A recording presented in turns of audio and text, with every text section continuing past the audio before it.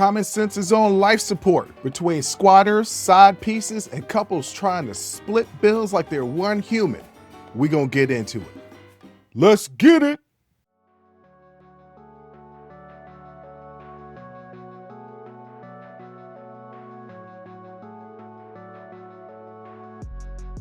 Welcome.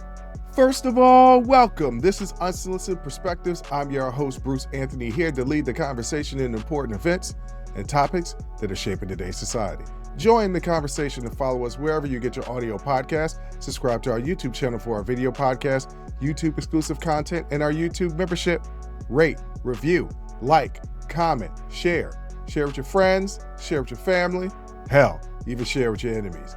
On today's episode, we're talking housing chaos, messy relationships, and why dating somebody does not magically make math stop working. But that's enough of the intro. Let's get to the show.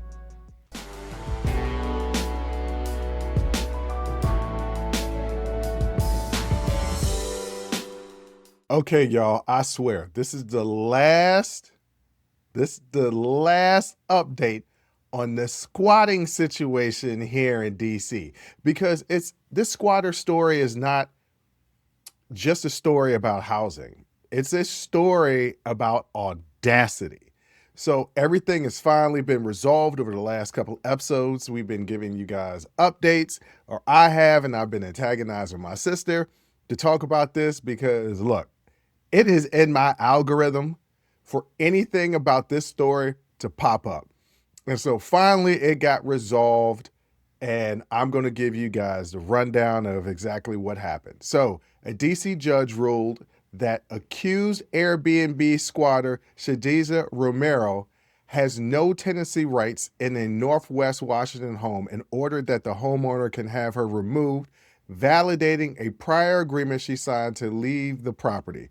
The ruling effectively clears the way for an immediate eviction and has intensified debate over gaps in DC's tenant and squatter laws. Now, I'm going to get into the agreement that they had and that the court was like, nah, this is valid. I talked about it previously on one of the episodes that they had an agreement, but I want to talk about what this story has done in this area, more specifically in DC. Now, some people are going to say this is absolutely ridiculous that this woman was able to live in this place essentially rent-free for about 10 months because of laws, and they're not squatters' laws. Squatting is against the law, but there was a debate of whether or not she was actually a tenant, and this would have stretched out longer had it not been for this agreement that they signed that I'll get into later. And Shadiza Romero could have potentially still been in the house for an even longer period of time, costing the homeowner mad money. It was reported that the homeowner was paying the $4,000 a month mortgage, but couldn't anymore because she wasn't getting any income, and that the mortgage payment went up to $10,000 a month. I don't know what mortgage agreement that she had. I got to talk to some real estate people, but that's crazy to jump up 2.5 times. Well, it's not 2.5 times, but y'all know what I mean. More than double is absolutely crazy. But there's a reason why there are tenant laws, because as crazy as this story is, and is as unfortunate as it is for this homeowner, and let's make no mistake about it, it is absolutely a travesty for this homeowner. If you also pay attention to DC housing, you will know there are a lot of shoddy landlords. You'll know that they are, and that they will have people living in squalor, breaking the law, and that there are still laws that protect landlords, and tenants have to take landlords to court to get them to do their job, slumlords.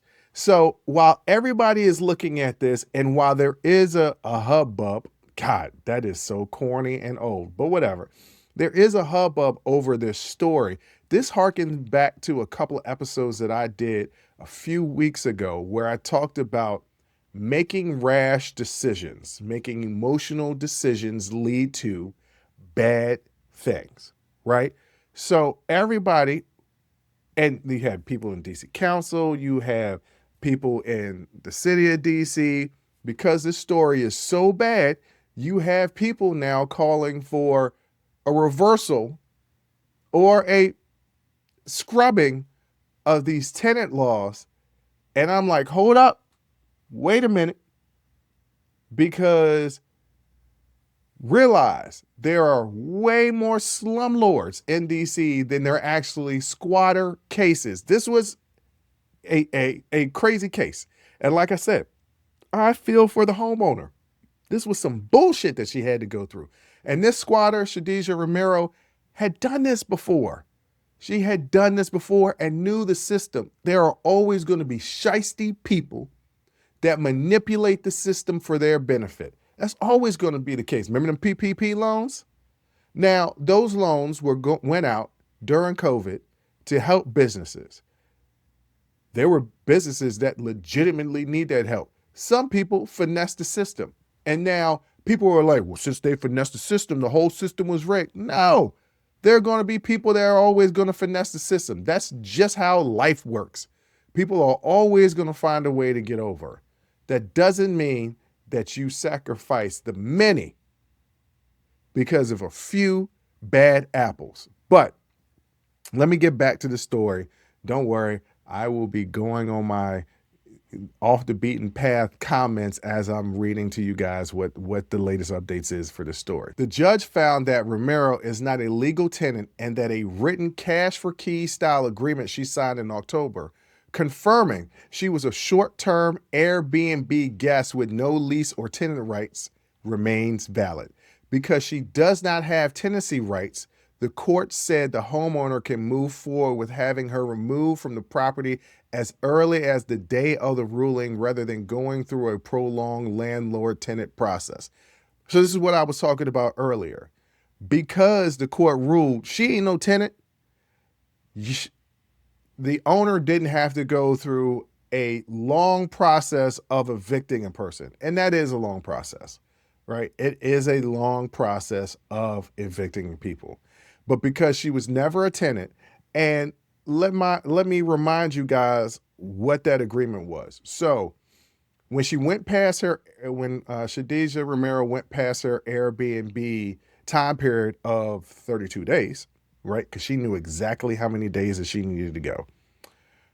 The landlord was like, hey, look, what's going on? After a couple of months, the landlord was like, look, sign this agreement that you were an Airbnb guest, you are not a tenant.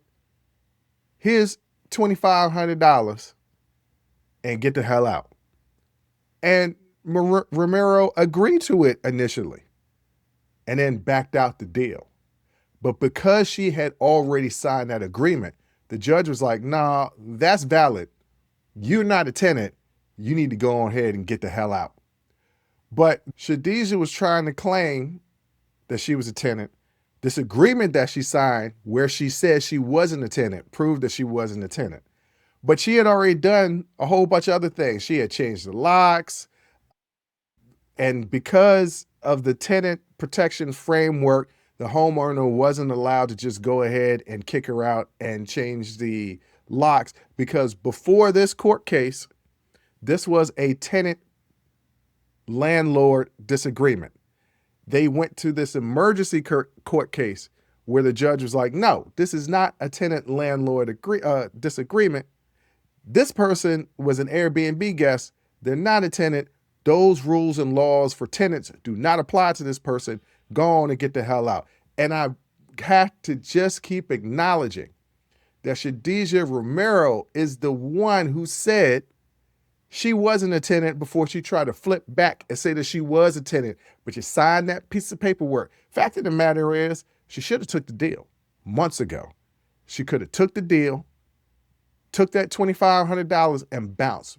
But, and this is just my theory, she probably couldn't. And the reason why she probably couldn't is because she had prior evictions on her record, which means that odds are She can't get no apartment. Plus, her credit I know has to be poor because she has evictions and she has car repossessions. Maybe not car repossessions, but she put a down payment on the car, kept the car, didn't make any more payments on it. I know typically you get repossessed, but I can't confirm that she's ever had a car repossessed. When she showed up to court, she sure as hell had a car. Don't know how she got it. Maybe she got it from Eastern Motors, where your job is your credit.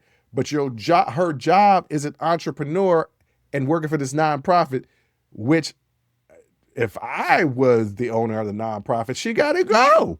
She got to go. So here's some crazy stuff. During the latest hearing, Romero was placed under oath, and her prior history of evictions and non-payment cases in D.C., Maryland, and Virginia was introduced into evidence after she had publicly denied ever being evicted. I told you guys previously that she did an interview, and in that interview, she was convincing. She was convincing. She had convinced me that she had made some payments and gotten an invoice and all that other stuff.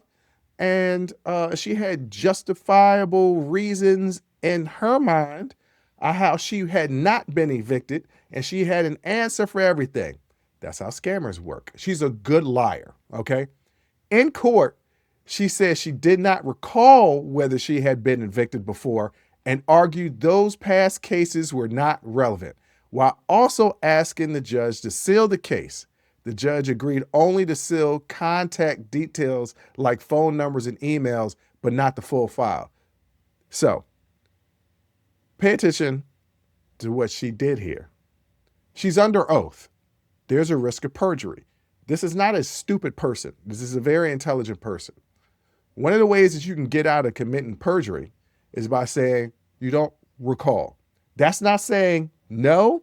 That's not saying yes. Nobody can question whether or not you remember doing something or not, or something remember happening. It's a way around committing perjury, but people really know if you don't recall, odds are you're probably lying, especially when they got the paperwork right there and they're saying, hey, you see you got these evictions, right? And then the audacity, remember what I said, this isn't a court case. This isn't just a story about housing. It's a story about audacity. Her audacity to be like, during court, to be like, well, I don't think that's really relevant. No, it is absolutely relevant. You have a history of pulling scams involved with housing. It is completely relevant. And the fact that she wanted it sealed so that it didn't go on her record as an eviction because she already got evictions, which also leads me to believe she knows the process of evictions, which means she did recall, but she's trying to pull some damn scams. But this case has attracted wide attention because it highlights how DC's strong tenant protection regime can collide with situation where property owners say someone is effectively a squatter rather than a lawful renter. Local officials and lawmakers are now openly discussing possible changes to how tenant and landlord are defined, particularly for short-term rentals like Airbnb, and how possession disputes should be handled in both short and long term. Following the ruling, the homeowner proceeded to evict Romero with law enforcement present, a step that was documented by the local TV cameras after months of legal back and forth. Observers say the case could become a reference point in future DC disputes over when an occupant crosses from guest to tenant and whether written agreements like this one can quickly restore possession to owners in similar short-term rental conflicts. And this is where I see a potential problem with fast judgment laws that puts more power in the landlord's hands, especially if you do a quick Google search. You will find the many cases of DC landlords being sued, being taken to court for not fixing mold, not dealing with pests, not fixing, stairwells and lights. Real life hazards. I don't want this case to turn into a situation where power goes back to the landlords. I don't want that. The power should always be in the tenant's hands. It should, because the tenant, majority of the time, is paying to live someplace. It's literally fighting for their home. Well, a landlord is fighting for a business. And I'm not saying that that's not important. What I'm saying is fighting for your home is more important. So I'm not saying that there shouldn't be situations where landlords should be protected. And this is a prime example. There should be a clearer definition of what a tenant and landlord is, but I don't see how that could be quickly resolved because people do short rental stays all the time. People do short rental stays. I know of people personally who have done short rental stays in homes, townhomes, apartments, 3-4 months because they're transitioning from selling a home to moving into a new home. Sometimes that new home is being built and they needed to sell the old home in order to build the new home. So they need temporary housing. And nobody wants to sign a 12-month lease with an apartment building because, trust me, anything under 12 months, you are paying 1980 cocaine prices. Okay, and what I mean by that is ridiculous amounts. Okay, back in 1980s, it was $50,000 a key. That's ridiculous because you can get a key for probably I don't know what you can get a key for now, but it's way less than that. But that's the point I'm trying to make is shorter rentals for rental properties that are not Airbnbs are way more expensive than just doing an Airbnb for a couple of months. I don't want there to be a rush to change the laws because of this one story. Because I gave you this one story, but I can give you 25 more that go the other way. This whole case feels like a warning shot to the system, and lawmakers are definitely paying attention. But are the right decisions going to be made to make sure that there is an even playing ground for everybody? That's really the question.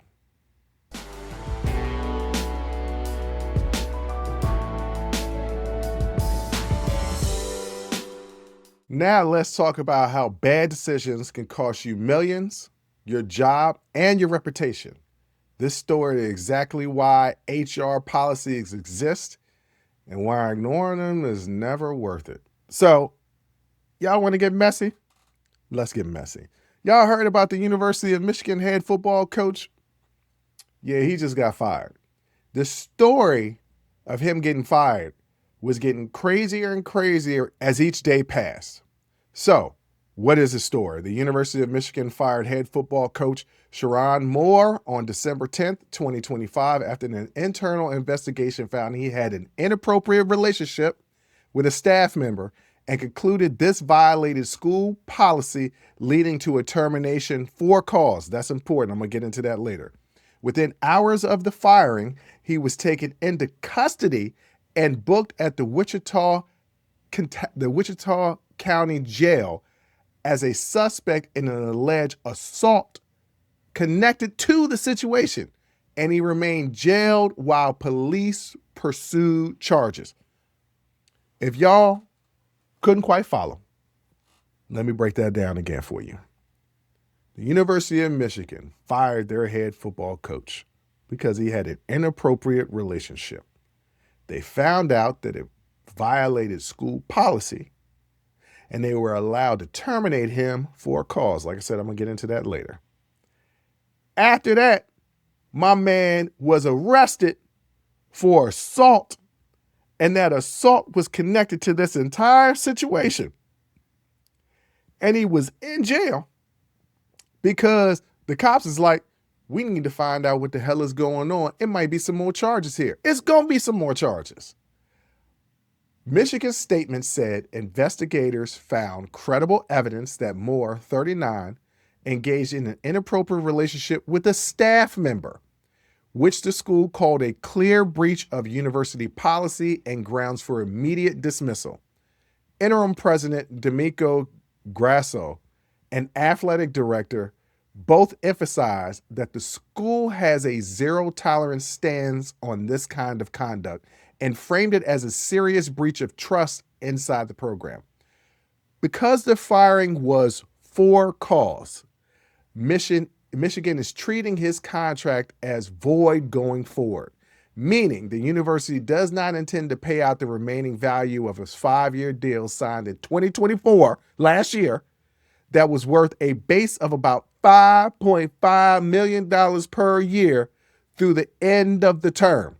Officials have said the internal investigation will continue, but they have not publicly released detailed findings for the full time frame of what they knew and when.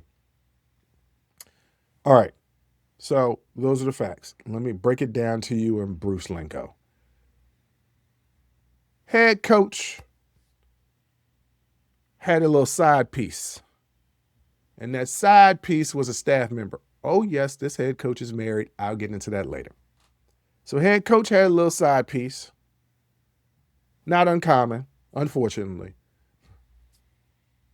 Had himself a little side piece. The side piece happened to be the staff member. The school finds out about this, and they're like, hey, we got to fire him. This breaks school policy. This is some serious stuff because this is a subordinate. This is somebody under his watch that he's having an affair with. We got to fire him. This man cost himself over $25 million for a side piece. I don't really think y'all hearing me. So people in the back, stand up, open your ears. $25 million for a side piece. Let me tell you something. I have loved women in my life. I have lusted for women in my life. I've been obsessed with one woman in my life. But never, ever would I let them cost me $25 million. I wouldn't let them cost me $2,500. $25, I'll let them cost me that. But $2,500, hey, we got to have some conversations here. But this man done ruined his whole career for a side piece. That was a staff member. Reports identify the staff member involved as Moore's executive assistant, and coverage notes that she received a large pay increase between 2024 and the 2025 seasons, which has raised additional scrutiny about whether the relationship overlapped with compensation decisions. Media accounts also describe police being called to the assistant's apartment shortly before the public announcement of Moore's firing, which appears to link the personal situation directly to the events that led to his arrest later that day. Once again, ladies and gentlemen, let me break down the facts for you in Bruce lingo. Dude had basically what would be considered in old times his secretary, but his executive assistant had an affair. This is what happened in Jungle Fever. When Flip was messing with his assistant. Now, she was fine, but not Flip. I forgot what his name was, but Wesley Snipes in Jungle Fever. She was fine. You will know her as one of Tony Soprano's girlfriends. You'll know her as Tulsa King's sister on the Tulsa King show. She's been in some other stuff. She been fine. Matter of fact, I believe personally, on a personal note, to take a side detour, that the reason why I'm attracted to Italian women is specifically because of her and Marissa Tomei. But we've seen things like this happen before, where high-ranking men, or not even high-ranking men, have affairs with their executive assistant. And that's what he did. Not only did he have an affair with her, he gave her a pay raise. Now, there have been some women that if they worked for me while I was dating them or whatever, I would have gave them a raise too, because they deserved it. They deserved it. However, I'm going to have to deal with the consequences of if I get caught. So not only does he have a side piece, he done finagled some way to get her more bread, jumped up. It was a large pay increase from 2024 to 2025. Then they are saying, the reports are stating that after the school finished their investigation, they pull him aside. They say, hey man, we letting you go for cause. Your contract is void. You got to move on hell out because you have an affair with your executive assistant. And oh, by the way, you done cost us some bread because you done gave her a raise. He flips out. He drives straight to his side piece's house and causes a ruckus that gets him arrested. I also told you he was married, right? I told you he was married. I'm going to get into that later. But some outlets citing law enforcement documents and unnamed sources say Moore had repeatedly contacted or visited the woman over several months before the incident that drew police response. At the same time, university and police statements stressed that because of the sensitive nature of the allegations and the ongoing criminal investigation, they are limiting specific public details about what happened. Criminal investigation. Ladies and gentlemen, this was the head football coach for the University of Michigan. I have a friend. I have several friends. I wanted to go to the University of Michigan to play basketball. I was a huge University of Michigan fan. I have friends that went to the University of Michigan. I'm not going to call them to rub this in the face because that's just tacky. I'm not going to do that. That's something that old Bruce would do. New Bruce, older new Bruce, because I'm older, but a new version of me is not going to do something like that. But this man was the head football coach at a traditional blue blood football powerhouse. Head coach. First black head coach. University of Michigan history too, by the way. I'm going to get into more of that later. But head coach. His side piece not only cost him $25 million, and I'm not blaming her, by the way. I'm not blaming her. I'm blaming him being irresponsible. Not responsible. I messed up that whole word, but y'all know what I was trying to say. I'm still a little sick, okay? Irresponsible, okay? With his actions. I'm not blaming her. I'm just saying, look how stupid this sounds. His side piece, because he wanted to have a side piece, then cost him over $25 million.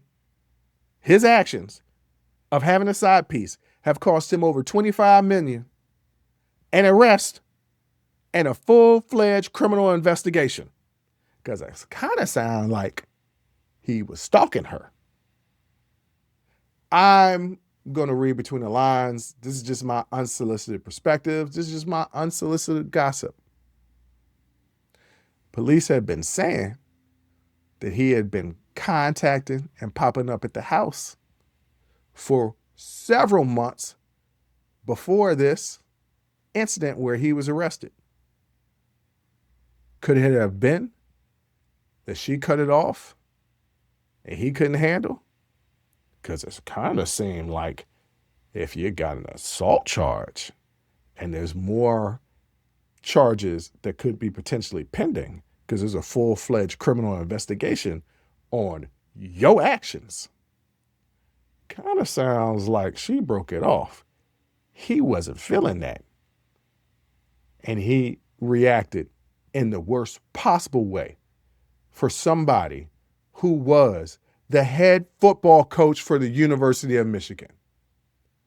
Booking records show Moore was taken into custody just hours after his dismissal and listed as a suspect in an alleged assault tied to the same situation in the university's investigation.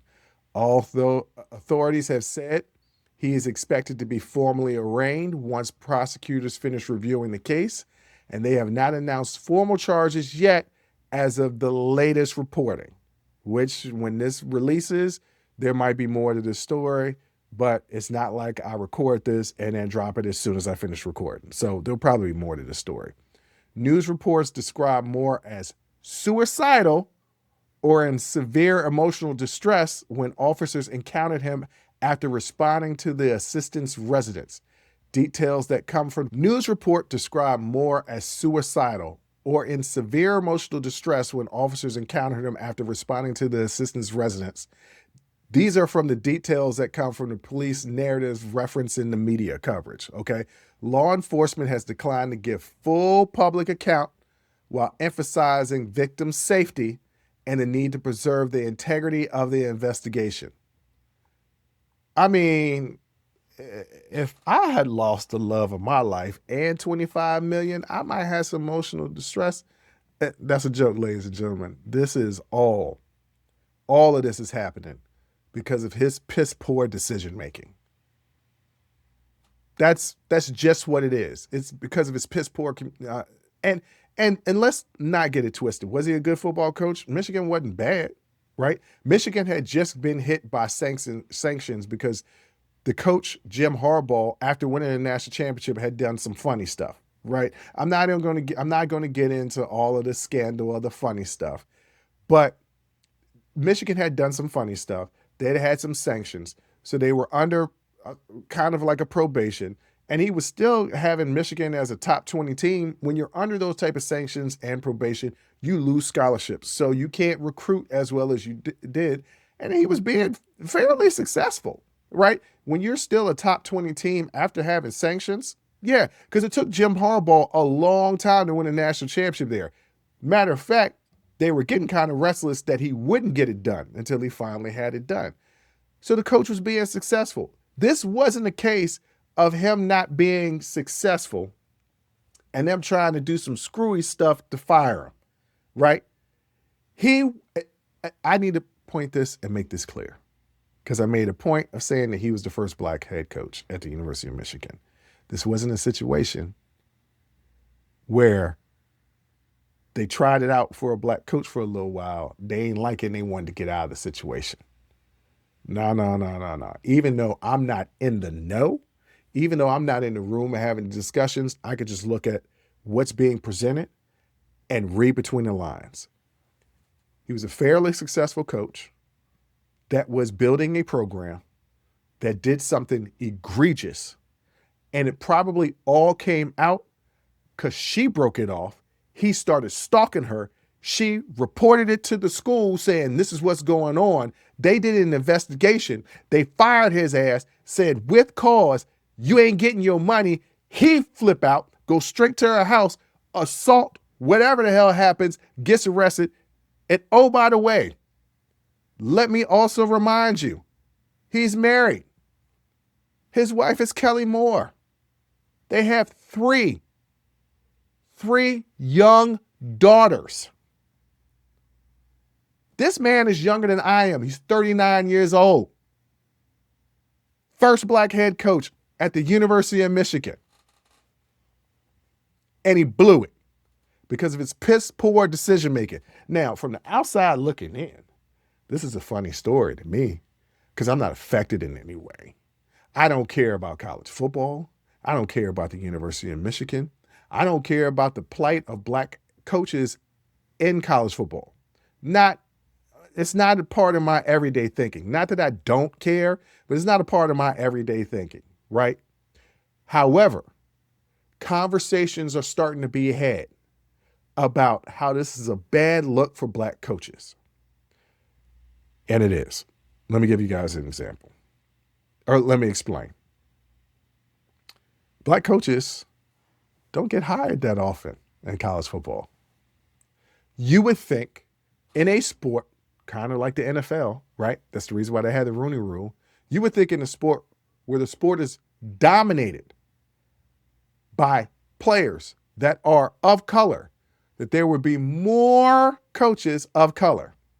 One year, and remember, the NCAA Division I is like 115 plus schools. One year, it was like 5 black head coaches. That is crazy. And here you are, a black man, getting an opportunity at a blue blood powerhouse, the University of Michigan. Yeah, you coming back. Yeah, they're coming back from sanctions, but you got the opportunity and you're doing well. The team is being successful, and you pull some shit like this. He's not the only head coach that's pulled some stuff like this. Bobby Petrino, Rick Pitino. There have been a long list of head coaches that have brought scandal, specifically sexual scandal to a campus and been fired. 9 times out of 10, they get a second chance. Some of them get second, third, fourth, and fifth chances. The likelihood of this man, Mr. Moore, getting a second chance went out the window. It went out the window not solely just for the fact that he had an affair, a side piece with an executive assistant or somebody working under him. That's bad. You could possibly recover from that. It's everything afterwards. It's the assault. It's the arrest. It's the criminal investigation. He ain't never working again. And he's out of $25 million for some booty. This is what it's about. Unless my man was in love, but it wasn't real love. Should have been still in love with his wife, Kelly. I seen Kelly. I seen a picture of Kelly. Kelly is fine. Got 3 beautiful daughters. He's got the type of life that other people would look at and be like, man, you got it good. You never know what's going on with a man inside of his own head, but you got it good. And he blew it. And there's discussions all over sports talk about his color and the fact that he's black and what does this mean for black coaches? Yes, this is going to affect black head coaches going forward, because let me let you into a little secret if you are not black or a person of color. If you are white in this country, this message is for you. When somebody of color does something, it's reflected in white people's eyes for the entire grouping of that particular culture. One person, and then the whole group is looked at like this. Kind of like in the first segment, this one squatter, they're going to make rules now that's probably going to be hurtful to tenants. This one black head coach is going to hurt black head coaches for the future. So Ryan Clark, somebody who I respect, has a podcast, The Pivot. More intelligent than he gets credit for, because most people will look at him as, he's just a football player. He's also a college graduate from Louisiana State University, right? Okay. It was saying these same things that I'm saying as well, because it is a true statement. Luther Campbell, Uncle Luke, got on social media and said, Ryan Clark, you stupid. Why would you say something like that? Now, because you said it, that's definitely going to be the case. They're both wrong and right at the same time. Perhaps Ryan shouldn't have said it, spoke it in public spaces to reaffirm what probably some white athletic directors and presidents to these major colleges were already thinking after this whole story broke, right? By speaking it out loud, you give it reality, you give it existence. But at the same time, Luther Campbell, it's also the truth, right? Like, whether he spoke it out and put it out in reality and in existence, these type of thoughts were still going to be present. So whether you said it or not doesn't change what happens in other people's minds. Not really, okay? And Luther, what you're doing is the thing that you're accusing him of. You accuse him as a black man putting down another black man. No, that black man, Mr. Moore, should be put down because he was wrong. Made a mistake. Mistakes happen. But damn, did he make it worse and worse and worse with each decision that he made? He probably is not going to get another job. And I don't know that I would if I was a president. Not a head coaching job. You're going to have to prove yourself over years. He's still young, 39. Maybe in the next 15 years, he can get a head coaching job where he works his way back up. But they're kind of both wrong and both right at the same time. But more importantly, besides what happens with the culture, the saddest part is the fallout doesn't stop with just him. It ripples through families, not just his, multiple families, all the people on his staff, all those players up under her, the young lady that was working under her, and her family, and communities. This is felt throughout all of that, and it brings up another uncomfortable conversation about who gets grace and who doesn't. Yes, he's not going to get much grace. He wasn't going to get much grace anyway. Does he still deserve grace? I don't know. It depends on what that assault was. I need more information. But this is what I can tell you. He's a 125% dumbass for all of the actions that he's done.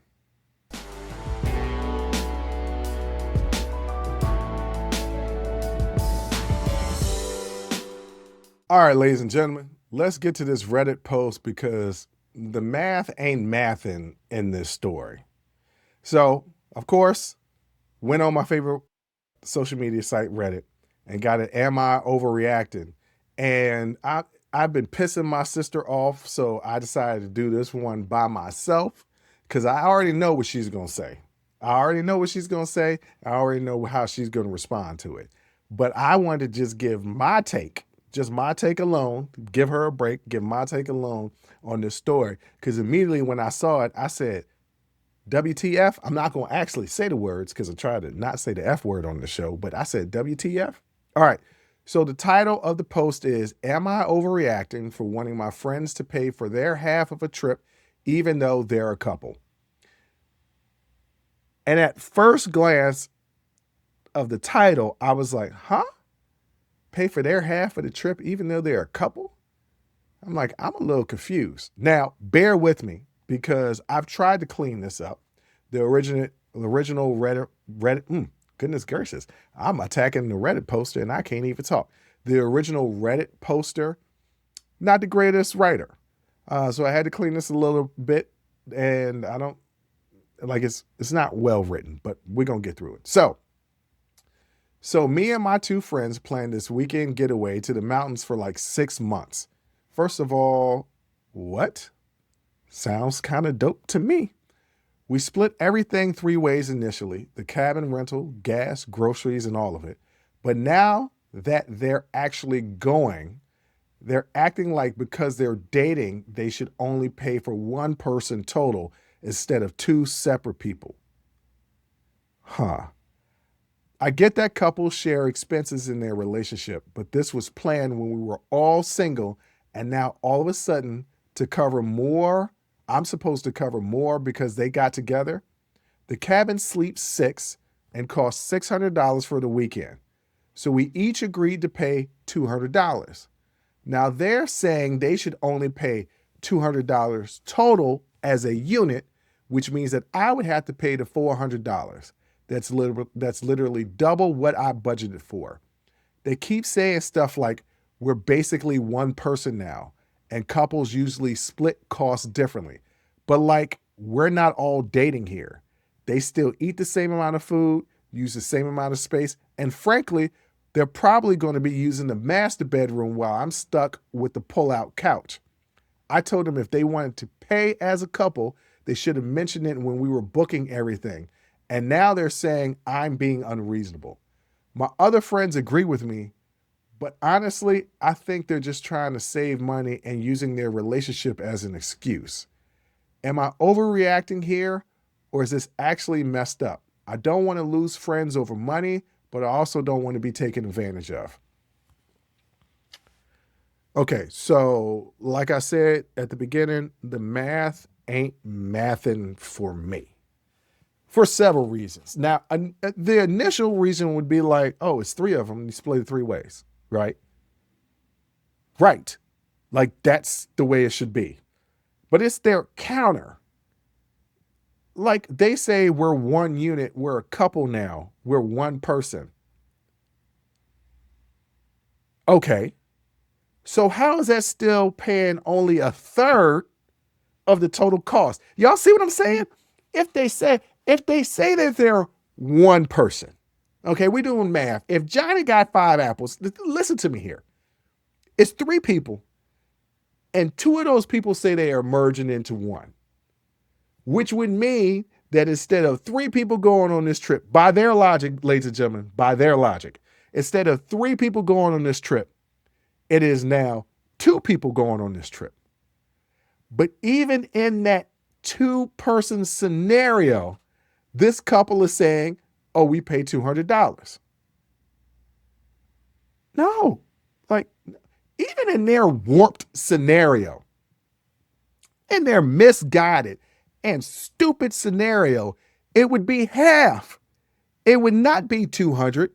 It would be half of 600, which would be 300. And this is in their dumbass scenario. Okay. I'm not agreeing with it.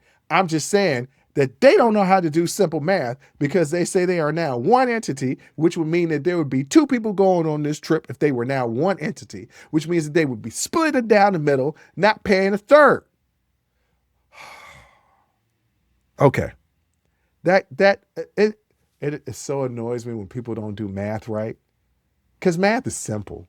Like this is 1 + 1 = 2. Like it's that simple. It is 3. Now we go to 2, which means that instead of splitting in 3 ways, we split it 2 ways and it's in half. Which, by the way, like I said, stupid scenario that I absolutely don't agree with. Okay. But that would be the math. Okay. That's what really bothered me. That's not what really, really bothered me, but that bothered me to no end. I really can't stand when people can't do simple math. Like, ladies and gentlemen, we all studied math. I know they got this new math out here, but we know what math is, okay? I feel sorry for my man because he planned a trip with his friends. They decided to get together at some point during the planning of this trip because he said when they initially planned it, they were all single, and now these 2 people got together, which, I mean, you kind of should have seen it coming. Because 2 people that are friends just don't randomly get together. They just don't wake up one morning. I think you see signs, right? You see signs. But I'm not going to blame you for your current predicament. There's a couple of different things that you could do. And I'm just going to be real with you. If I were you, I would put my foot down and say, look, I don't give a damn what you guys consider yourselves. Now, this was the agreement when we were together. I'm not being unreasonable. Either we honor the original agreement or we don't go. And I would remain steadfast and not going. I would completely back out of the whole trip altogether. Even though it's something you've been planning for 6 months, it's a weekend getaway. It sounds like it's a dope ass experience. But are you really going to have a good time if this money thing is hanging over your head? I'm damn sure I'm not paying 2/3 of what it costs to be there and sleeping on a pull-out couch. Like, when people care about you, when people truly care about you, they don't do these type of things to you. This is straight selfish. Now, can people that love you do selfish things from time to time? Yeah. But odds are when they really care about you and you express, this hurts me, this bothers me, they'll take a step back, examine it, and be like, okay, my bad. You were saying that sort of, kind of, but you're explaining to them that it ain't right. And they're saying that you're being unreasonable. I have to question just how good of a friends these 2 people are. And if I have to question it, there's your answer, right? Like, there's your answer.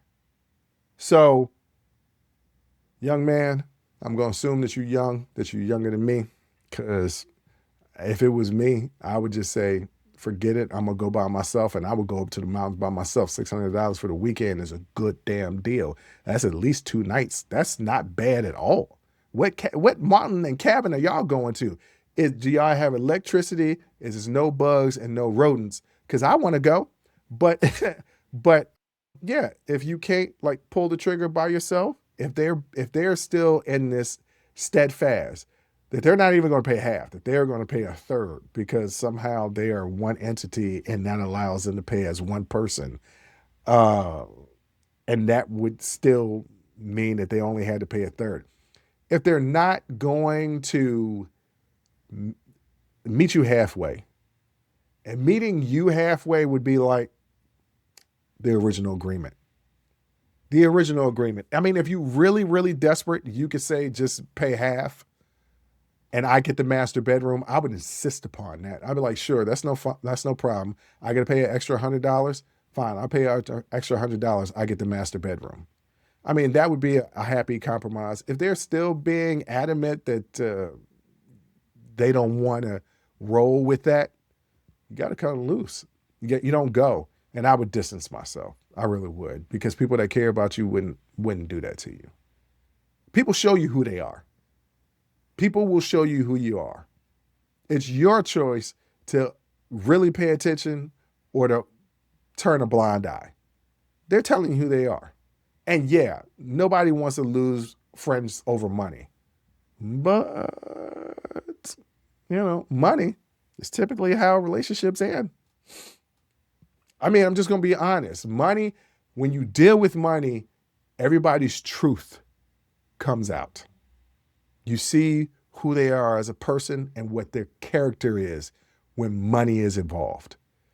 And if they are trying to skate you out of money, bro, you need to make your move, do something else. And that sucks because nobody wants to lose friends. And it seems like these are really, really good friends of yours, but it seems like it might be a one-way street, because if they're doing this, they obviously don't care about you as much as you care about them.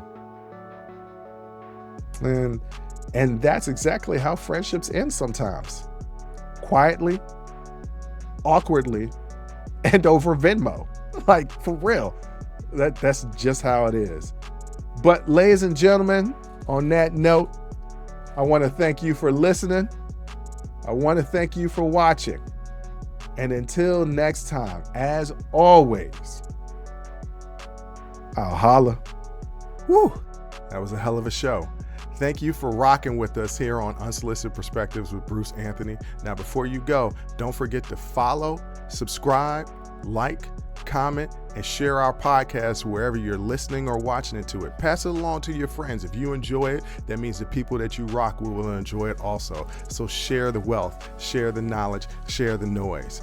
And for all those people that say, well, I don't have a YouTube. If you have a Gmail account, you have a YouTube, subscribe to our YouTube channel where you can actually watch our video podcast and YouTube exclusive content. But the real party is on our Patreon page, After Hours Uncensored and Talking Straight-ish. After Hours Uncensored is another show with my sister. And once again, the key word there is uncensored. Those are exclusively on our Patreon page. Jump onto our website at unsolicitedperspective.com for all things us. That's where you can get all of our audio, video, our blogs, and even buy our merch. And if you really feel generous and want to help us out, you can donate on our donations page. Donations go strictly to improving our software and hardware so we can keep giving you guys good content that you can clearly listen to and that you can clearly see. So any donation would be appreciative. Most importantly, I want to say thank you for listening and watching and supporting us. And I'll catch you next time. Audi 5000. Peace.